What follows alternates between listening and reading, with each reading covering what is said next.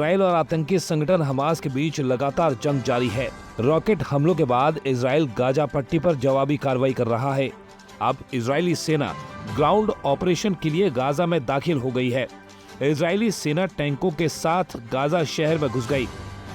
एक समाचार एजेंसी के मुताबिक इजरायली सेना के टैंक गाजा शहर के दक्षिणी किनारे पर जायतून जिले में दाखिल हुए। इससे युद्धग्रस्त फिलिस्तीनी क्षेत्र के उत्तर से दक्षिण तक खबर है कि इजरायली सेना के टैंक वेस्ट बैंक के जेनिन इलाके में भी घुसे हैं। गाजा में लोगों को घरों में ही रहने की सलाह दी गई है। बाहर निकलने के सारे रास्ते बंद हैं।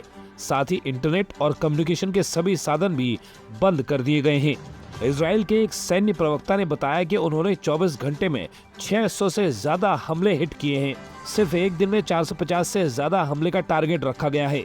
हमास के लड़ाकों ने भी उत्तर गाजा में भारी लड़ाई की चेतावनी इजराइल की सेना को दी है। इजराइल के रहने वाले एक आदमी ने बताया कि वहां कई रोडों को ब्लॉक कर दिया गया है। साथ ही जो भी गाड़ियां उस तरफ जाने की कोशिश करती हैं, उन पर इजरायली सेना गोलीबारी कर देती है। इजराइल की सेना बुरी तरीके से तबाह हो चुके गाजा के कई मकानों में घुस रही है और वहां पूरी तरीके से जांच पड़ताल में जुटी है।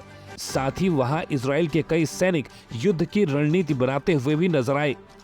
इजराइल के सैनिकों की कोशिश है कि वो हमास आतंकियों की टनल, जो कि उनके लिए अब तक वरदान और शील्ड का काम कर रही है, उसे तबाह किया जाए और इसीलिए इजराइल की सेना अब ग्राउंड ऑपरेशन में ध्यान देने में जुट गई है और अब उनके निशाने पर है हमास की वो सुरंग, जिसकी वजह से हमास के आतंकी अब तक इजराइल की सेना से बचते फिर रहे हैं।